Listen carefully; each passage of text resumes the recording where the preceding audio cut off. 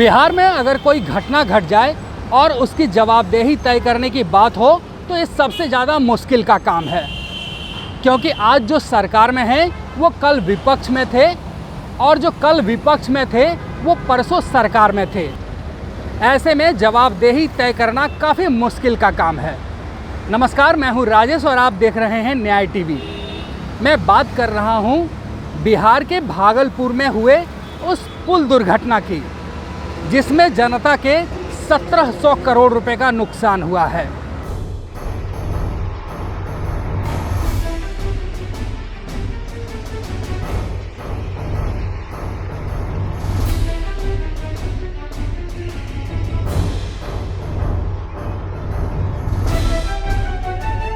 बिहार के भागलपुर में गंगा नदी पर बन रहा पुल ताश के पत्ते की तरह भरभराकर गिर पड़ा।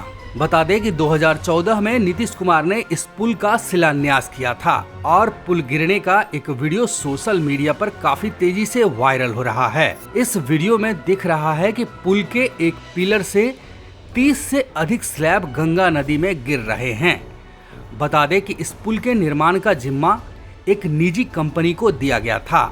गौरतलब है कि पिछले साल 30 अप्रैल 2022 को इसी पुल के पाया संख्या 405 और 6 के बीच का सुपर स्ट्रक्चर हवा के झोंके में गिर गया था।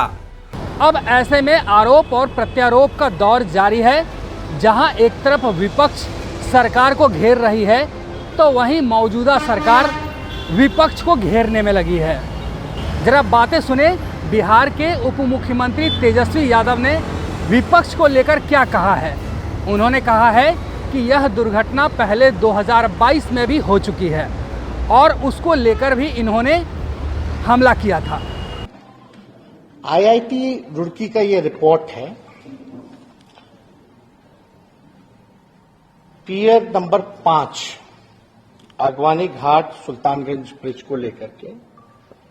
इसमें साफ साफ इस रिपोर्ट में अगर हम पढ़ें तो हम आपको बता दें, on the 30th of April 2022 during a reported thunderstorm and under windy condition, यानी आंधी तूफान के कारण जो है वो गिरा और IIT Roorkee was approach to investigate the incident to try to come up with technical reason for this incident. और इसमें यह महत्वपूर्ण है कि to review the entire design, आप समझ जाइए कि आईआईटी रुड़की कह रहा है to review the entire design to understand the forces and stresses on all components of the final system and during construction stages this would be a through design check of all documents to ensure due diligence has been done in this area।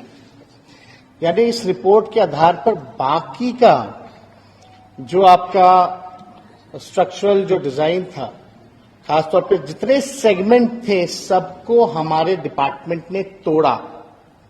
और हमने यहां जवाब में भी दो पर आप देखिएगा, विधानसभा के जवाब में भी बोला कि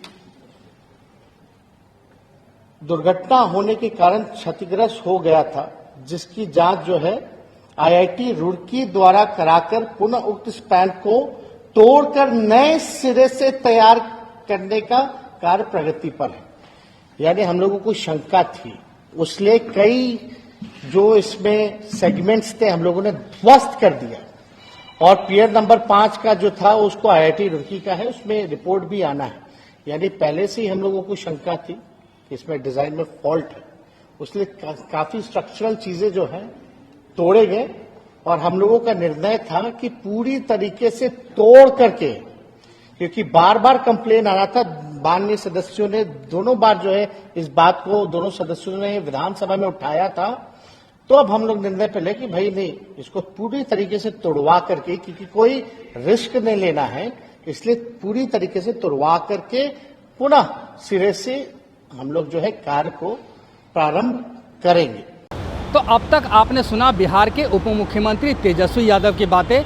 अब मैं आपको सुनाता हूं बिहार के मुख्यमंत्री नीतीश कुमार की बातें, जो उप मुख्यमंत्री की बातों को ही दोहरा रहे हैं और वह कह रहे हैं कि साल 2022 में इसी पुल का इसी तरीके का दुर्घटना देखने को मिला था और जिसको लेकर उन्होंने सवाल जवाब भी तय किए थे, क्योंकि वो खुद वहाँ के मुख्यमंत्री हैं।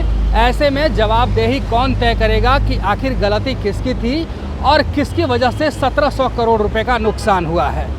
में जो हुआ है अभी कुछ समय पहले एक बार और हुआ था, तो उसी समय हमने कहा ऐसा क्यों हुआ है, और जबकि हम इसको बनाने के लिए हमने बहुत पहले तय किया था। हमने 12 में ही देखा, अब 14 से काम शुरू हुआ।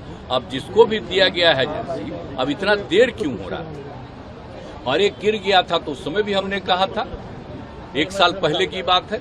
अब फिर जब 2 हो ये फिर गिरा है, कल ही हमको पता चला है, तो तुरंत हमने विभाग के सब लोगों को कहा कि जाकर के देख लीजिए और तुरंत एक्शन लीजिए। ये कोई तरीका नहीं, अब तक तो हो जाना चाहिए था जी। बहुत हो गया है, देर हुआ है, तो काहे के लिए ऐसा कोई होता है, एजेंट कोई बना रहा है, इतना देर क्यों कर रहा है? मुझको बड़ा तकलीफ हुआ, इसलिए हमने कह दिया कि उसको तत्काल देखिए। और ठीक नहीं बना रहा तभी रेट गिर जा रहा है भाई। इसका मतलब उसको तो और मजबूती से बनना चाहिए था, बन करके और तैयार हो जाता, लोगों को कितनी खुशी थी। हम कितना पहले जा करके एक एक चीज को देख करके कराए हुए, लेकिन जो नहीं हुआ हमको बड़ी तकलीफ है। और अब डिपार्टमेंट अब इस बात को देख लेगा। हमारे उप मुख्यमंत्री को भी ये चीज की मालूम जानकारी है कि सब लोग उसको जल्दी से जल्दी, जो नहीं करेगा तो अपनी तरफ से जितना भी जल्दी हो सकता है उस काम को कराने का हम लोगों की इच्छा है। बिल्कुल बिल्कुल, कह तो रहे हैं, कल ही तो हम बोल दिए हैं। जैसे ही हमको खबर जैसे ही मिला वैसे ही तुरंत हमने सबसे बात किया। जानकारी के अनुसार इस घटना में किसी के हताहत होने की सूचना नहीं है और पुल के हिस्से को नदी में गिरता देख घटना स्थल से कुछ दूरी पर खड़े लोगों में अफरा तफरी मच गई। नीयत में जब खोट हो तो नीति कैसे सफल हो? बिहार के मुख्यमंत्री जी, आप इसी भ्रष्टाचारियों के साथ गलबहियां किए थे 2014 में भी, आपके साथ यही थे। और एक बार पुल सुल्तानगंज के तरफ गिरा था और आज पुल खगड़िया के तरफ गिरा। कई पुल पूर्णिया में भी गिरा बिहार के अंदर। ये कमीशन खोरी की प्रथा, गुणवत्ता विहीन काम और आपके मानसिकता, राजनीतिक और अस्थिरता के कारण प्रशासनिक अराजकता, भ्रष्टाचार चरम पर है, जिसकी परिणति दिखाई पड़ रही है हिम्मत? न्यायिक जांच कराएंगे या सीबीआई से जांच कराएंगे? बड़े बड़े घोटाले का परिणाम है कि आज व्यवस्था चरमरा रही है। लेकिन ये भ्रष्टाचारियों की जामात विपक्षी एकता की बात करते रहेंगे। बिहार के अंदर लूट की छूट है, भ्रष्टाचार चरम पर है, अपराध चरम पर है, कोई चिंता नहीं है। अपने स्वार्थ महत्वाकांक्षा की पूर्ति के लिए एक प्रधानमंत्री और एक मुख्यमंत्री के सपना में बेखबर है। क्या हो रहा है बिहार के अंदर? जिम्मेवारी क्यों तय नहीं करते हैं? जब एक बार पुल गिरा था सुल्तानगंज के तरफ, आप सही रूप से जांच करते, दोषी पदाधिकारी को पकड़ते, संवेदक को पकड़ते। लेकिन कैसे पकड़ेंगे? कमीशन खोरी के कारण हिम्मत आपकी नहीं है जिम्मेवारी किसी का तय करना, क्योंकि भ्रष्टाचारियों के कारण आपके सभी वर्क डिपार्टमेंट में कमीशन बना हुआ है और कमीशन तो अब उच्चस्थ पदाधिकारी के द्वारा तहसीलदारी किया जा रहा है। मुख्यमंत्री जी, भ्रष्टाचार पर जीरो टॉलरेंस, ये नाटक क्या हुआ? जवाब दीजिए। स्पेशल कमेटी गठित करके पिछले जांच रिपोर्ट भी सार्वजनिक कीजिए और अभी का जांच न्यायिक जांच होनी चाहिए। न्यायिक जांच के माध्यम से स्पष्ट होगा, क्योंकि आपके पदाधिकारी भ्रष्टाचारियों को बचाता है, किसी पर कार्रवाई नहीं होने देता है।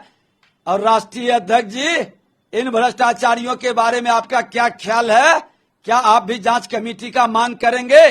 थोड़ा स्पष्ट कर दें। तो अब जवाबदेही तय करनी होगी कि आखिर किसकी गलती की वजह से इतना बड़ा नुकसान हुआ है और जनता के 1700 करोड़ रुपए को फूंक दिया गया है। और नेताओं के ऐसे शर्मनाक बयान दरअसल जनता के साथ एक छलावा भर है। मैं दिल्ली से राजेश कुमार।